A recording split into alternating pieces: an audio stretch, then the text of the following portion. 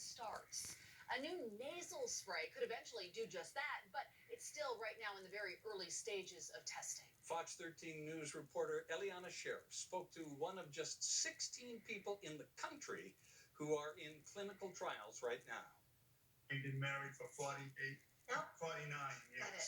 This East Coast couple who have been together for over 5 decades are now taking on Alzheimer's together after Jeff was diagnosed about 6 months ago. He unknowingly had it for 5 years. Shortly after his diagnosis, his doctor asked him if he would take part in a landmark human trial. I'm very interested in this, but number one, I want to know number one, if I do this, do I have any chance of dying? Because if I do, I'm not doing it.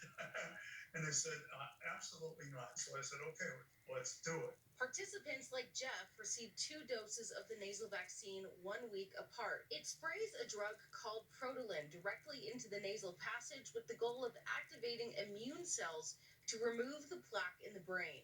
And you're just one of 16 people in these trials, right? That's right, yes. Kind of a difficult decision to make. Jeff received his doses in September and then was monitored until November. They wanted to check every vital sign, everything that could possibly go wrong with my body. He says while he's noticed no negative side effects, he has noticed something different about his memory. My main problem with Alzheimer's is not long-term memory at the moment, short-term memory.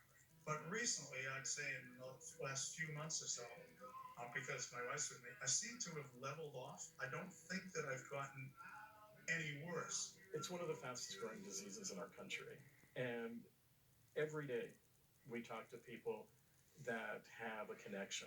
Jeremy Cunningham with the Alzheimer's Association says this first of its kind trial is exciting, but it's early. Of those nearly 6 million people that have Alzheimer's in America, over 11 million people provide unpaid care. Early detection and lifestyle choices play into the severity of Alzheimer's and slowing the progression and eventually stopping it. I do see in the future, though, that it may be a combination of therapies. We just don't know yet, but this is encouraging. I just turned 70, so I figured, what the heck, I might as well do something to help other people too. In Salt Lake City, Eliana Sheriff, Fox 13 News, Utah. A potential medical breakthrough. Jeff was included in phase 1 of the trials, mainly focused on safety to tolerability of that nasal vaccine. He says he will continue to take part in the trials as needed.